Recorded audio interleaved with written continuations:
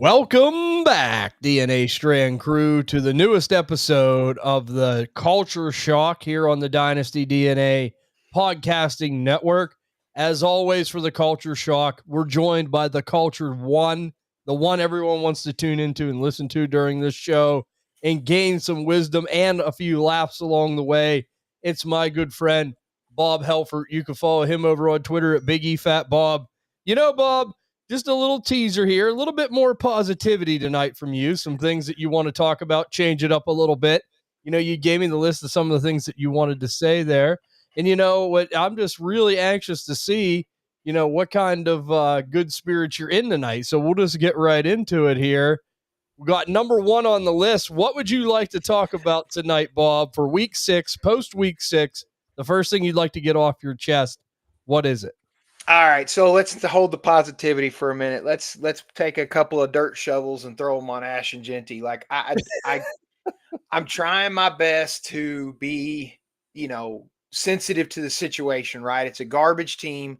It's a garbage offensive line. They lose Colton Miller. I really haven't seen if he's out for an extended period of time, if it's just 4 weeks, whatever the case may be. Best offensive lineman gone. The team's still trash.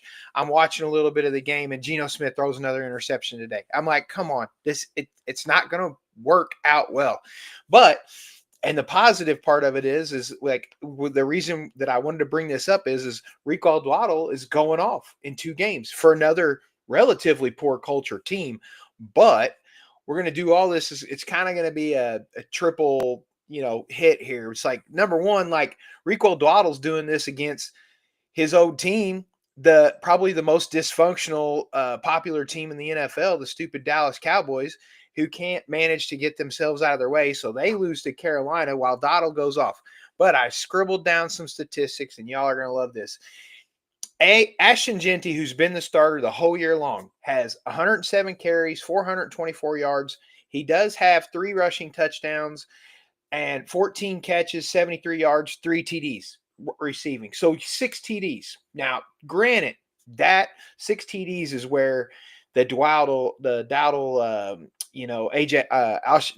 Ashton Genty argument's going to, kind of sound skewed, but for 81 carries and 472 yards, 2 touchdowns, 12 catches, 104 yards, and 1 touchdown. So you got 3 less touchdowns, but that's it. Across the whole year so far, 3 less touchdowns.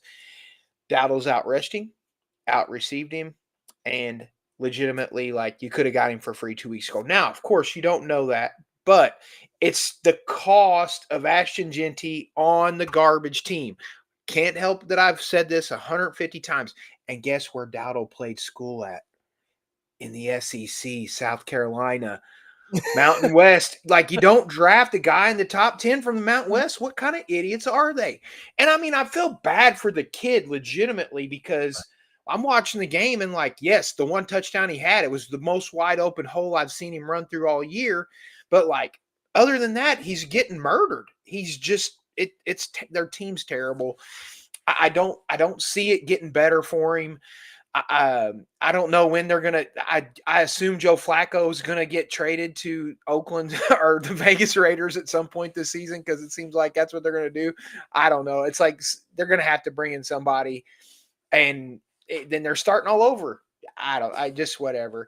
It's not as bad as QB situations go, but I just don't. I'm not convinced Genty's got it. You know what I mean? I mean, he's talented. We've said this 100 times. He's talented, but the situation is absolute shit.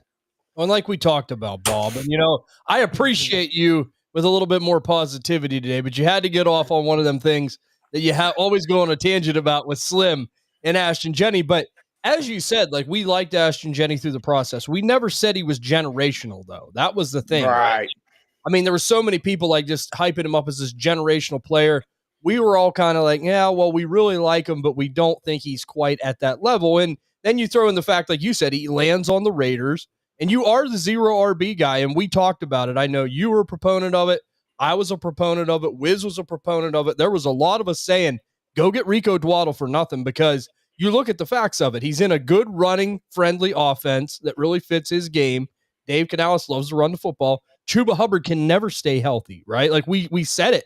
Like that was the big issue there. And we're like, if he gets an opportunity, he could take advantage of it. And like you said, you essentially got him for nothing. So I'm kind of glad you brought this as your first point, because you being the zero RB guy saying, look, it's not always the big flashy move that can win you games like this. I mean, you make a move, you get a Rico Dwaddle for nothing, and then look what happens, right? Like that's thinking outside the box. So I give you credit on that, Bob. Well, I did want to say, when we were talking about the video process, what was the one stat that everybody hung on Genty that was like, what was the one? Do you remember? Like the one that I remember, and of course my memory's crap, so you might remember another one, but like it was the yards after contact or broken tackles, one of those two things. It's like, yeah, but he's playing against crap. Like he's in the Mountain West, and he did great against. He didn't do that good against the two schools or whatever. And it's like they're down years for those schools when he was doing it. But whatever. I digress, and we need to move, or we're gonna be hung up on Genty all night. But yeah, Bob could talk about it all night. But let me just say this though: the fact that we said, look, not generational, like the player, but it just kind of is what it is. And then he landed on the Raiders, and I know you've said it a million times, Bob. It just wasn't a really good deal for him. If he would have went to a better team, we could have seen maybe more growth, a little bit better situation. We just haven't seen it. But we knew, okay, so we had Rico Dwaddle versus Ashton Jenney as the first topic for Bob here, and why he likes to go zero RB. What's here number 2 for you, Bob? So I'd love to get some feedback, but I want to do some kind of a franchise ranking, right? Like maybe it's just the culture ranking. However, we're going to do that. I don't know. I haven't put it all together in my brain, and that may take weeks. But Arizona Cardinals have got to be really close to the bottom. And I think you and I had this conversation last night with Teixeira, and I was like, man, they're hung up in a QB purgatory. They put in Jacoby Brisket, and he legitimately puts them. He made the team better. And like, of course, Marvin Harrison Jr. goes out, but Trey McBoo scores a touchdown, looks really good. And it's like the team rallied around Jacoby Brissett, and like it was not a bad game for them. Now, of course, they're running into the culture upswing of the Indianapolis Colts, who, my goodness, like I think I heard that they're 5-1, and that's the best start that they've been since 2009 when they started 14-0 or something like that. Like Indiana Jones has that team cooking, and he's trying to earn himself some money. Of course, Slim's Anthony Richardson doo-doo gets his shoulder hurt like stretching today. Like there's strippers that get hurt on poles, I'm sure, but Anthony Richardson has topped the workplace violence, whatever chart today. Like seriously, like give me a break, dude. Toughen up, Buttercup. But so yeah, I just don't understand. Like the Colts are sorry. We're back to the Cardinals. Cardinals are like, I don't understand how they're going to get better. Like I just don't see it. They got a couple of pieces, but they're hung on Murray. I don't know how they get rid of Murray. And I think I always believe that there'll be teams lining up for a guy like that. But then I'm like, have they watched him play? Right. I don't know if they would. And it's like, he's an anomaly. He's super short. He's going to be playing behind giants no matter where he goes. And even if the lines are good or whatever, he doesn't seem to want to run the ball much anymore. And I don't know, man. It's just, it looks and smells bad in Arizona. And I feel bad for the franchise. Like if you listen to the footballers, go back and listen a couple of weeks ago where they were talking about just that last like 5 minutes of the game. And they were playing like the clown circus music while they were describing what had happened during the game, because they should have won the game and it was a total shamockery against Tennessee. So yeah, it is what it is. I think they're in such a bad array that I don't know that they get out of it. Well, we talked about it, Bob. You remember, like you go back in the Dynasty DNA time machine, and you go back some weeks, we kind of talked about Arizona, and we said, is there a possibility there could be a divorce here with Kyler Murray and the Arizona Cardinals at some point? Everyone's like, well, I don't know. I mean, how could you do it? Well, you just seen it. Like you said, Jacoby Brissett had them looking arguably the best they've looked all year long. And you're talking about a journeyman backup, right? And I'm like you, who will take maybe the contract of Kyler Murray, turn the keys over to their team to him. Sometimes maybe that's what it would take, a wake-up call, but I don't know. I just don't see anyone really beating the doors down for him either, and Arizona's in a really, really tough spot here. And I do think that I agree with you. Like, I think the best course of action for them right now would be honestly just fire everybody, blow it up, and restart. Like, I think that's, I mean, if you want to keep a couple pieces like a Marvin Harrison, a Trey McBride, fine. You got to have some building blocks. Like, I don't mind that, but like, I do think that this is a situation here that as we continue to go, we could be seeing a situation where they do hit that big red button. Do you agree with that before we move on? I mean, I think that they should, man. There's a lot of pieces that are just, they're overpaid, and it's not like you're competing for a Super Bowl. You know what I'm saying? Like you're like Buda Baker. That, like, and I talked about this with my son in Cincinnati, and I'll get to Cincinnati in this rant too. Like, but legitimately, like, why aren't we sending Buda Baker off? I know they just signed Josh Sweat, and it's like they're building up their defense okay-ish, but like at a certain point, you got to be like, man, there's other teams that are much closer to their window, and we might as well start making this bargain basement wholesale stuff. Veterans that are over 30 years old, 28 years old, let's just move them along and start with a very young core and see if we can't build up from there. But I would. Oh, 100%. And you look at it, just the last thing I want to say before we move on to topic 3 here that you have. The thing I got to say is, look at the teams in your division. Like, the 49ers are the class of that division. Seahawks are always around 500, and the Rams are always competitive too. Like, them teams are way light years ahead of the Arizona Cardinals. And like you said, they have a window right now. Arizona really don't. Close the window, act like there's probably like this much window in Arizona. It's like, just go ahead and close it. You know, you got to rebuild this thing, and then maybe you could open that thing up fully, right? I do think that I agree with you there, Bob. So that's a really good point. I'm glad you brought up Arizona. I know you've been taking your tour around the league here, and that was very alarming seeing what Jacoby Brissett did with that team today, no doubt about it. But unexpectedly, I'm like, oh man. I mean, I think we talked about yesterday. Brissett, like, whatever, like they're going to run all over them, and it's like, what? Like, they're actually competitive, like whatever. And that tells you a lot about, do the players not believe in Kyler Murray too? Yep. You know, so there's a lot of questions, and we'll be talking about that a lot more this season, a lot more this offseason. So we got a lot of great stuff. Number 3 on the list, Big Culture. What do you have for us? All right, super positive. The New England Patriots are beginning to shoot to the moon. And yes, Ty was one of the first ones to talk about Drake May. I may have not been on the show yet before I started talking about Drake May. So like we might have been like really close to tied, but I don't want to, I'll let him have just a little bit of it. Drake May, I've loved him. I've had him in Devy leagues, you know, with his brothers, like a basketball player or whatever for North Carolina. He was at North Carolina. It's legitimately like, you know, I just love the whole idea of Drake May.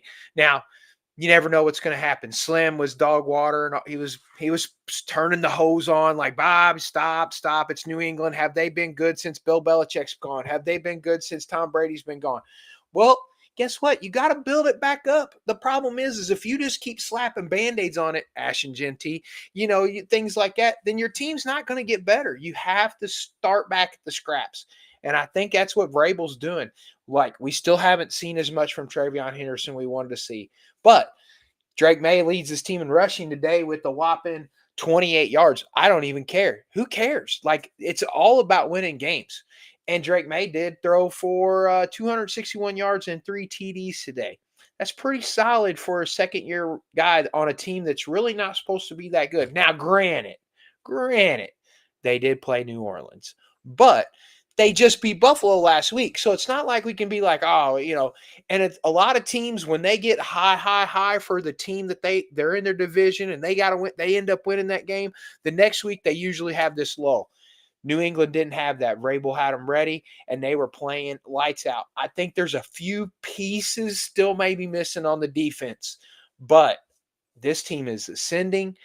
They get one more offensive lineman next year. They get one more weapon. Stop the press. This is a guy I wanted to talk about and just almost slipped my mind. Kayshon Boutte. Seriously, as much as I like Drake May in the Devy process, Kayshon Boutte was supposed to be Odell Beckham Jr. like in the league. And he was a head case. He got a little bit in his way, got in a little bit of trouble. He did some growing up. And by God, today he looked really good. And, so they actually got two weapons that you can look at and Hunter Henry. So, man, it's New England is on the upswing for sure for me. Oh, I agree, Bob. And, this is another thing we talked about a couple weeks back, right? Like we said, we want to get pieces in this offense before it exploded. So, I was like you, I was like Ty, I like Drake May as well. Now, Ty was the guy at the top of the ticket as far as Drake May goes. He even said, I remember when we did the Dynasty DNA pre-kickoff show, he predicted a top 5 finish for Drake May this year as his hot take. Right now, it's looking really good. And like you said, Bob, this player is a guy that's really ascending right now, Drake May. And this offense ain't even, like you said, at full strength. I mean, it could get so much better. Ty said that today to me on the phone. He's like, do you realize they don't have a legitimate number one? Like, if they had a dominating presence out there with Drake May, just imagine what it could be, right? And like you said, the running game, that's going to sort itself out. It's going to be interesting to see, like, Travion Henderson, so many people let down, but is this just a Mike Vrabel thing? We talk about, like, with Derrick Henry, it took time to get him to get his opportunities. Like, I just don't think he's going to turn the keys over to a rookie that soon. But like you said, if it's working, who cares? Today it was working. The kid was throwing all over him. And, it's really good for a confidence in a quarterback when you could do that and make it look easy and when it feels easy. And it did today for Drake May. So if they could continue to build on that, it's great. And like you said, and that was a very good point, Bob, it was a huge emotional, draining type of a win against Buffalo. It is very easy to come back the next week and play down to your competition. Mike Vrabel, Drake May didn't let that happen. They stuck to their guns. They put their foot down to the pedal, and they just rolled. So it's really what good culture teams do, TJ. It's what good culture teams do.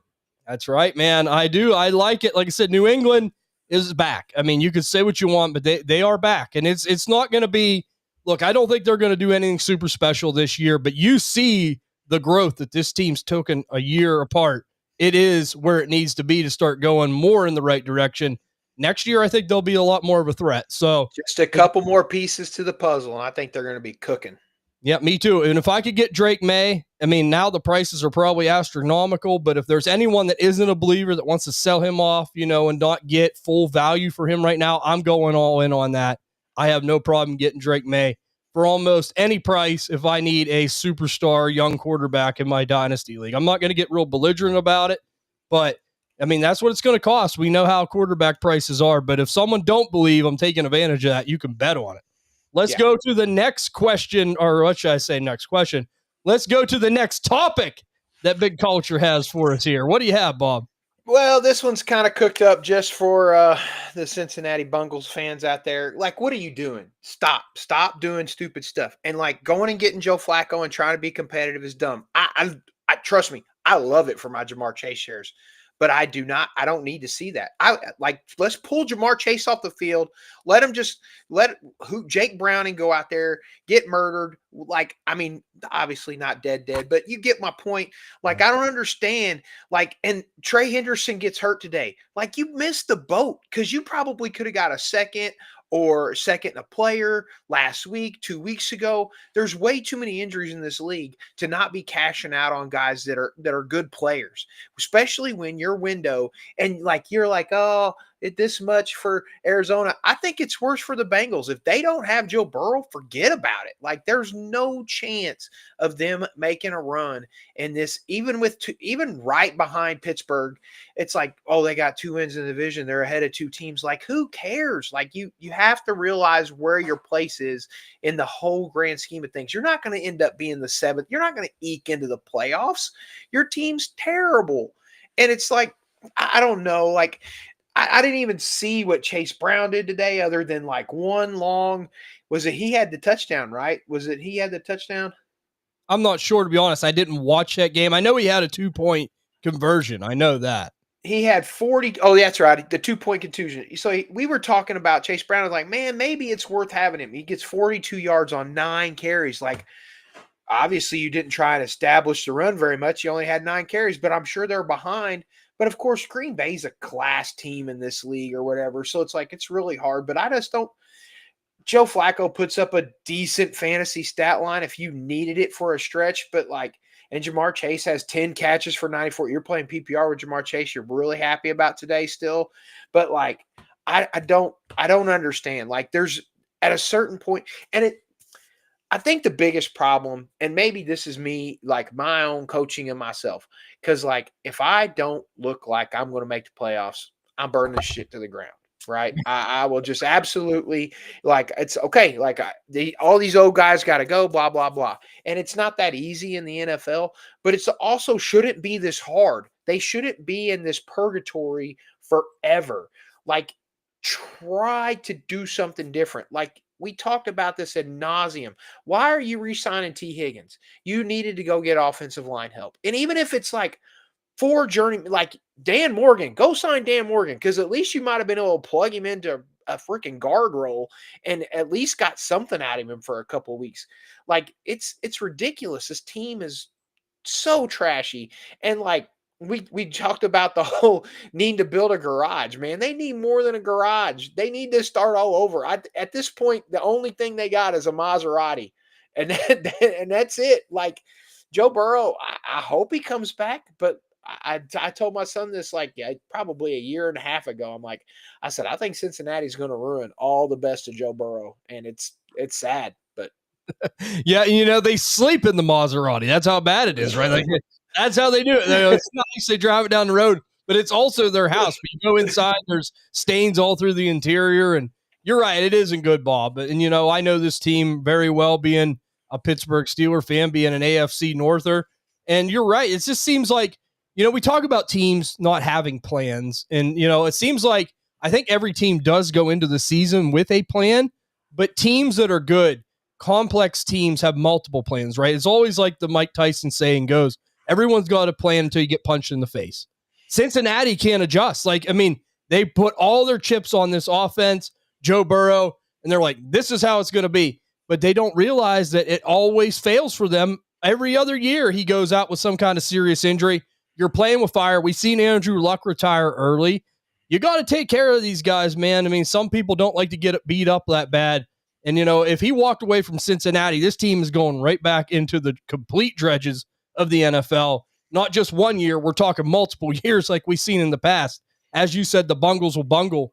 But you are right about Joe Flacco. It was a stupid move from an NFL perspective, in my opinion. I want to be as bad as I can get and get a higher draft pick if I'm a Cincinnati Bengal fan. That just does not even make sense to me. I guess maybe you have to keep the superstar diva wide receivers happy and Jamar Chase and T. Higgins. That's the only explanation I have of making this move. I get it. You got a proud bunch of guys there. You don't want to act like you're punting on the season, right? But sometimes you just don't have a choice. You got to do what's best for the entire organization, and that's where you're at. You put yourself in this position. They could have signed Joe Flacco as a backup quarterback instead of trading draft capital for him. Make sure you have a good backup, right? They just did not put themselves into a position to do that, and they never do. Stupid play, stupid move. But as we talk, though, for fantasy football, you got to at least say, okay, now we have something here with Jamar Chase, because with Browning, that was really, really bad. So at least for fantasy purposes, as you say, we are a Dynasty fantasy football podcast. This is a good move, but outside of that, it's pretty bad across the board. I agree. So as we talk, these things just start blitzing through my mind, and then I'm like, I said, this is where the rubber meets the road, right? Because and I just said it, I'll burn it to the ground, But Jamar Chase is probably still sitting there thinking, man, if I take a whole year off, or the rest of this year off, will my numbers be good enough to make it into the Hall of Fame? Because at this rate, we may never win a championship. At this rate, my quarterback can't, my go-to buddy quarterback can't stay healthy for more than 6 games in a year. He's always going to be out 4 games or whatever. It's like, I know that you're the Steelers pessimist, realist, whatever you want to call yourself, but I can't imagine that Cam Hayward's not like, man, I want to have opportunities to go out there and get sacks. So, I look like I have the best defensive tackle resume or whatever, or JJ or TJ Watt or whatever. And, being able to put the numbers, we would love to just say, look, put the 5 best guys in a glass tube, cryogenically freeze them so they're healthy when they come back the next year. But it doesn't work that way for the guys in the locker room. And it's like, this is why I prefer to not have a football team, so I don't bleed and get all sad and stuff when my team's like, they should be doing this stuff. I can just gripe about everybody and be positive about the ones I want to be positive about. It's like, you're the best. You're the best mercenary on the market. Let me say that. So, but I mean, hey, you always come with it an objective opinion. So do I. Like you said, when it comes to the Steelers, I just tell it as it is. But we are down to our last topic here, the last one of the show, Bob. What's going to be back and clean up for us tonight? Okay, so I'm going to 2 times this a little bit, and mainly because Tashara sent me something via text. Maybe it's in our whole group. So it's in our whole group. But let's start with the positive side of this. Good luck stopping Baker Mayfield. If he wants something, Baker will go get it. He is an absolute freaking dog. That run today where he just basically broke it. Now, mind you, I think Fred Warner's out of the game already. Fred probably wouldn't have let that happen. But Baker he put that team on his shoulders and was like, the hell with this. We're not losing this game. They got Tez Johnson, Sterling Shepard, and K. Dalton out there. Like, they're beat to hell, and they are doing it. He's still putting 30 points on the board. For the most, and they don't have Bucky Irvin, they have Mike Evans, they don't have Chris Godwin, they don't have Emeka Ibuka. Like, what? And like, our boy Geno Smith has Ashton Jeanty, Jacoby Myers, and all that class of heroes. He's got 7 touchdowns and 10 interceptions. Like, stop. Like, the dude is hot garbage. And like, Baker Mayfield is if he's not the halfway MVP right now, like, I don't know who is. I can't possibly, like, Josh Allen's winning games, sure, but like, he's not doing what Baker's doing. It's amazing to watch a guy level up, and he just doesn't give a crap. He's just ready to absolutely put this whole team on his shoulders regardless. I heard they're on their 3rd guard, like their 3rd right guard or whatever today. Like, he's not even like, it's like the offensive line's in shambles. Piss on it. I'll just take over this game. Like, I got no wide receivers. You better be able to catch this ball because it's coming at you hot. And it's like, he just looks. If he was on my favorite team, I'd be, tickled pink, but I don't have a favorite team, so it's pretty easy. So let me say, Bob, and I do appreciate you giving Baker his flowers, because you're absolutely right. Everything around him, like, this is very easy for a team like Tampa Bay to fold after like what's gone on, through this first handful of games, but he is willing them to victory. And, that just goes to show, like, are we talking right now? I mean, are we talking like a top 5 dynasty guy at this point? I mean, top 7. I mean, he's got to be in the top 7. I mean, he does it week after week. It's been 3 years now. He's given us high end production. He's still pretty young in this. If we assume he gives us what Matthew Stafford has, you know what I mean? Like, if he stays in the league as long as Matthew Stafford has, Matthew Stafford's had injury on top of injury. Baker seems to be healthy all the time. If he gives us 7 more years of this, yeah, I can't imagine him not being in the top 5. Like, I'd rather have him than Jalen Hurts.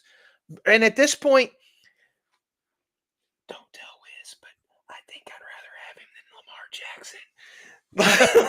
Like, it's legitimately like that. You talk, as soon as you said, this is another one of those things, it starts popping in my head. As soon as you said giving up, what does it look like Baltimore's doing?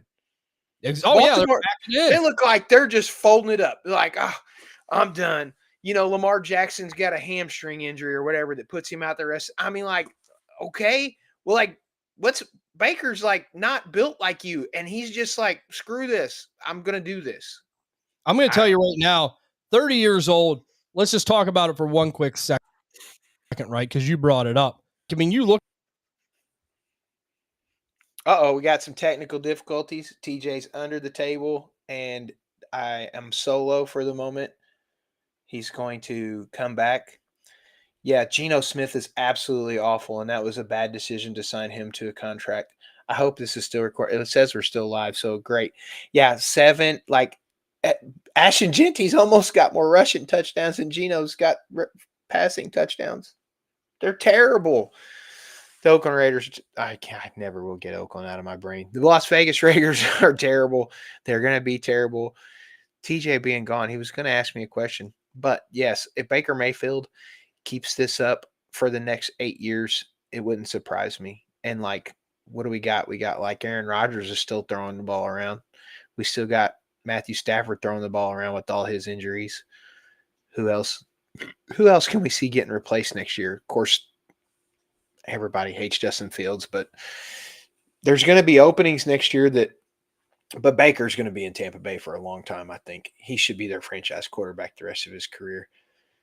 This is very interesting, just sitting here talking. What else can I rant about? Well, far TJ's gone. Stay on, I'll be back. Stupid computer shut off. That's a text message. Still talking. I'm going to type still talking. So, something else that I saw today that I literally wanted to talk about, like, I don't know if the Chargers are for really real or not, but you didn't have to go get Keenan Allen, I don't think, because Ladidi McConkey looks good. And Quentin Johnston was having a pretty good year, and then, of course, he gets hurt. Now, that's why you go get Keenan Allen, so then you still got weapons. But, like, the Dolphins are absolutely horrendous. Tua can throw 500 more touchdowns. And well, that's ridiculous, but 20 more touchdowns this year or whatever. And I still bet their record is god awful. So, like, I just don't trust it. I have no part of, I didn't realize he threw another interception. Oh my God, he threw 3 interceptions. Like, Miami's got to be looking for a quarterback next year, right? Like, the college game is not giving us enough QBs. And if you follow any college podcasts or whatever, like, I don't know about this next year's class. You know, we're so many people are, I should trade for picks. Like, you got to be careful trading for picks because I don't think the class is going to be strong enough. Sam Darnold looks legit, guys. I can't believe the Rams only put up 17 points against the Ravens. I can't believe the Ravens are just falling off the face of the earth, to be honest with you. Cam Scattaboo, I don't know, scares me. Too late, like late picks. I feel like I'm just idling time here until TJ gets back. But, Trevor Lawrence went back into a shell, 12 points for the team. There he is. Stupid computer. I got to invest in a new one. I don't know what's going on with this dang thing, but I was just going to say rant about TJ's computer. Yeah, we need to. It's starting to get to be about bullcrap. But let me just say this, Bob. I want to talk right now. We brought up Baker Mayfield. I want to talk about it right now. You know, we said about, is he going to be maybe that fringe top 5 guy? Look, I'd rather have him right now than Herbert. I like Jordan Love, but at this point, yes, I will take him over Jordan Love. Easily take him over Jared Goff. And like you said, Hurts. I mean, like, you're starting to get into that territory. He's quarterback 4 right now. Everyone said, was an anomaly when he did it the first time. I mean, history just keeps repeating itself. He found his home here in Tampa Bay. He really fits his team. He really fits this system overall. I mean, we've seen quarterback 10 in 2023, quarterback 4 in 2024, quarterback 4 right now. And like you said, the final kicker for me on even putting more faith in him is what we've seen. Because you mentioned it, Baltimore has packed it in. We've seen teams giving it up. He is willing Tampa Bay to win in this division, being one of the better teams in the NFC, and he's doing it with guys like Tez Johnson, backup players, backup running backs, backup offensive linemen. He is carrying the load. And I'm going to say right now, we talk about good culture, bad culture. Tampa Bay for a long time was in the dredges of culture. It was almost like Tom Brady just touched that franchise and all that gold just rubbed off on Tampa Bay, because this is one of the greatest free agent heists ever, getting him in this team. Really, you look at it, getting a quarterback that fits you that well, of that caliber, doesn't come around very often. And who let him go, Bob? The Cleveland Browns. Yep, the Cleveland Browns, Carolina Panthers, all of them got a little touch on him, and they were stupid enough to let him go. I mean, Allen, I mean, I guess if you're really an ageist, then some of the guys like you might want to hang on to. Yeah, obviously, I think, and I'm starting to put Drake May way up there at the top. So it's like Allen, Drake May, Baker. I mean, like that's Baker. Again, I think once Lamar's wheels and they're starting to fail him, once those wheels start to fail him, I don't see it being sunshine and roses in Baltimore anymore. And then I feel like I'm totally withdrawing on names right now, but yeah, I'm pretty close to, and at 30 years old, he could play 10 more years. He may not be that awesome or whatever for the next 10 years, but if he moves around like Aaron Rodgers does, he'll be okay. And yeah, 100%. I think that that franchise is much better now than they were, 10 years ago. And I'm glad you brought that up because I wanted to think that is really good to commend you on that because, like, we got to reevaluate how we're looking at Baker because I guarantee you there are still people out there that perceive him as not worthy of being that. If you could get him for any kind of a price that's more than fair, I would do it in a heartbeat. I think I got him a couple times this year for like a first and a second, a first and 2 seconds. And boy, is it really paying off. So, like, if you can get him for them type prices, easily all day long, every day, all day. I love that call out for Baker Mayfield, Bob. Thank you for giving him his flowers. But it was another great episode today. A little bit more positive here for the culture shock from Bob. And hey, I think I'm going to start putting this on the podcasting network as well, so everyone gets to hear this. If they don't get to tune in with this live, Monday mornings, you get to hear Bob maybe on the way to work after a rough Sunday. That always brighten your day hearing from Big Culture on Monday morning. I'm super disappointed that I didn't get to hammer the Falcons and the Bears though, because they're just not in my window this week. But I'm sure they'll suck tomorrow. We can save them for the deep dive, Bob. That's right. But this has been a great episode, guys. If you are enjoying these, please like, subscribe, follow, share, whatever on YouTube. We really appreciate that. As I said, these will be starting to go on the podcasting network as well. If you're listening on Spotify, Apple Pod, Stitcher, Amazon, any of the big podcasting platforms, and you haven't yet, please follow and 5-star the show. It greatly helps. We so appreciate it. Follow us on Twitter at DynastyDNA_. Check out the Facebook page, Dynasty DNA Podcasting Network. I know I speak for Bob and everybody here at the Dynasty DNA Network saying, we hope you guys have a great rest of your week ahead of you. Coming in here starting on Monday, and we hope that you picked up a bunch of wins in all your week 6 games. Until next week, we will see you all on the next episode of The Culture.